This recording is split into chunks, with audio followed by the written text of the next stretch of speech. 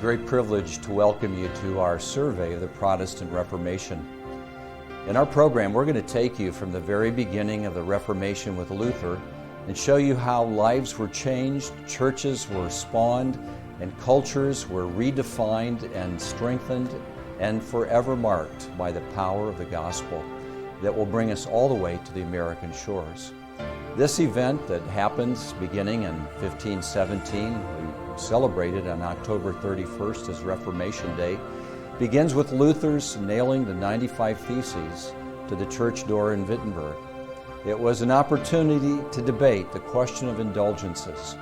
Little did he know that what he was doing was exploding a powder keg that would change the shape of Europe and the modern world and postmodern world to this very day. Now you might be asking the question, why in the world would I care about church history? Anniversaries come and anniversaries go, and what really matters is living in the present. But you need to understand, the scriptures themselves teach us to be students of history. Listen to Hebrews chapter 13 and verse 7. The writer of the Hebrews tells us, "Remember your leaders, those who spoke to you the word of God.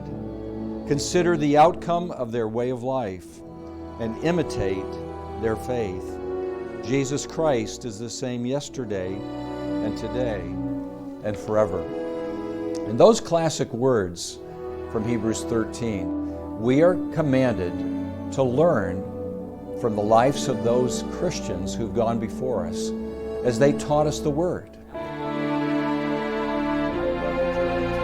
And so in our study, we're going to take you to some of the greatest teachers of the Word that God has raised up in the history of the church.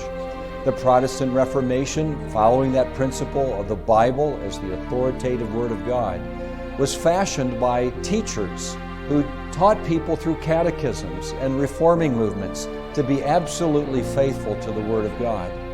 And so in our study, we're going to take you to the Luther lands, to the place of Martin Luther, and we're going to learn about his life, his struggle, his hope to understand how he could find a God of grace, and his rediscovery of justification by faith alone as taught by the Apostle Paul in the Epistle of Romans and Galatians.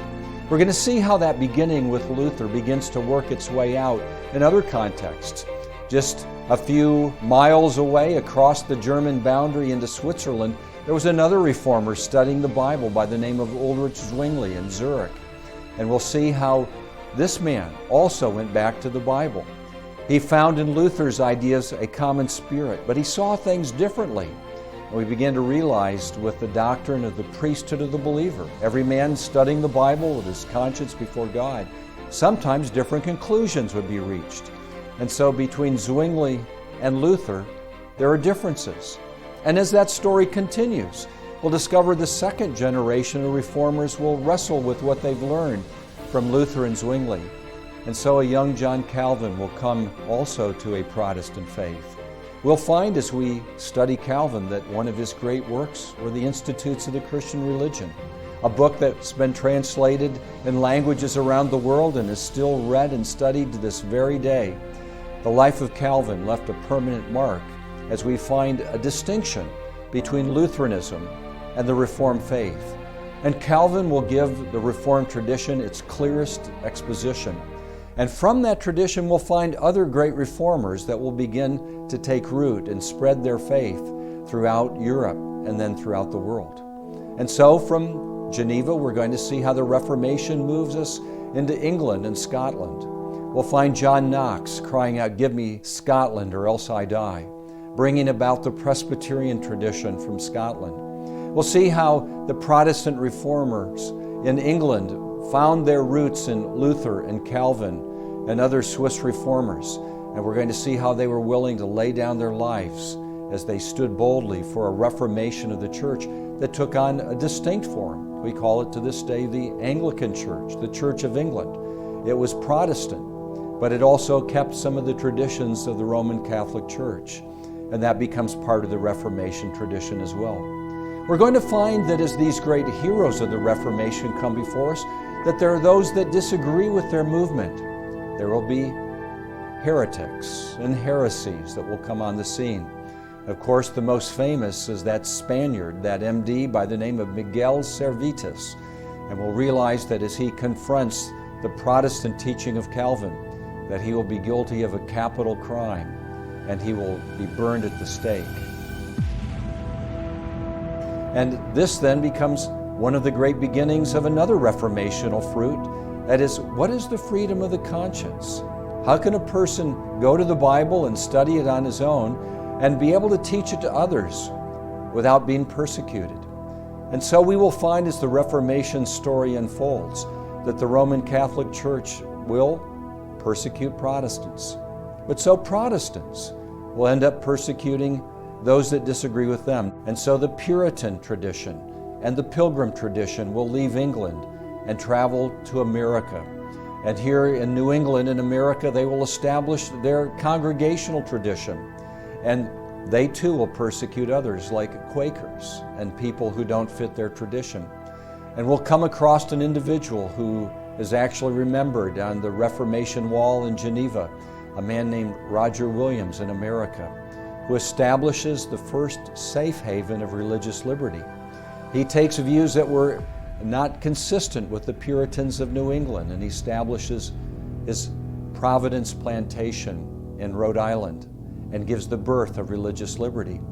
And so as America is formed, one of the reasons that many people leave Europe is to find a place to have freedom of conscience.